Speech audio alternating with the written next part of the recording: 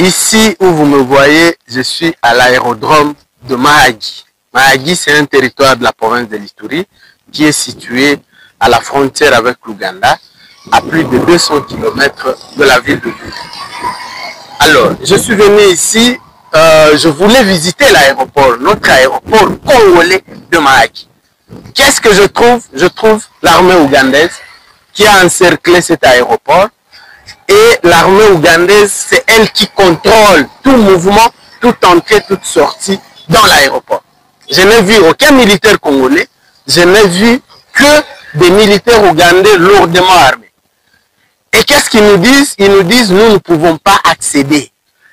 Un militaire ougandais me refuse l'accès, moi congolais, dans mon propre pays.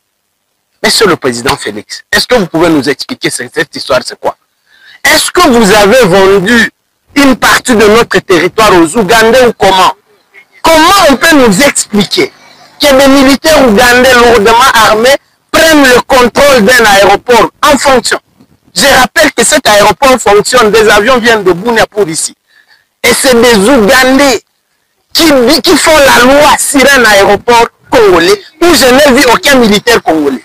J'ai regardé, j'ai cherché, pas de militaires FARDC, c'est des militaires ougandais lourdement armés. Quelqu'un peut nous expliquer ça? Lorsque moi j'ai dit qu'il ne s'agit pas de coopération que nous faisons ici, qu'il s'agit d'une invasion ougandaise malheureusement cautionnée par notre gouvernement, on ne m'écoute pas. Voilà les preuves, monsieur le président. L'officier ougandais qui sont allés chercher, parce que j'ai dit moi je dois accéder dans ça, je dois entrer, caméra à l'appui, je vais y entrer. Ils ont dit tu peux pas. Ils ont fait venir leur officier, je ne sais même pas il est de quel grade. Il m'a dit ceci. Monsieur, tu ne peux pas accéder ici. J'ai dit pourquoi? Parce que cet endroit, c'est un endroit militaire. Je lui ai dit, moi, je ne suis pas venu visiter un camp militaire, je suis venu visiter l'aéroport de Mahagi dans mon pays. Il me dit, c'est moi qui fais la loi ici, mais je peux t'arrêter si tu continues à parler, et même j'ai le pouvoir d'interdire même l'atterrissage d'un avion dans cet aéroport. J'ai dit, hein? Vous, Ougandais, vous avez le pouvoir d'interdire à un avion congolais d'accéder dans cet aéroport. Mais qui vous a donné ce pouvoir-là?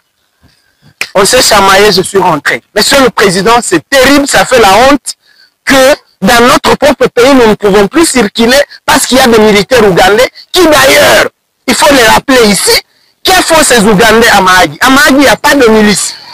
Aucune milice à Mahagi. Il n'y a pas d'insécurité ici. Il n'y a rien qui justifie qu'on ait donné un aéroport de notre pays à des militaires ougandais. Il n'y a rien qui le justifie, monsieur le président. Je suis là.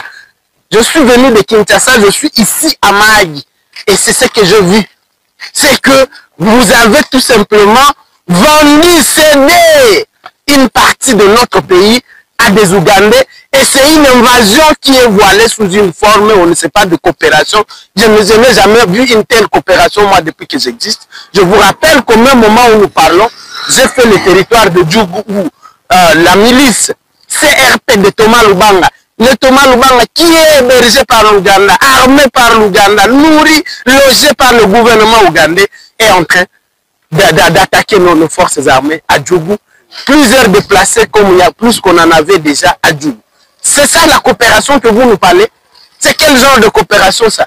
Où vous laissez les Ougandais venir s'emparer de notre pays et au même moment ils alimentent l'insécurité chez nous et vous nous dites qu'on est dans une coopération.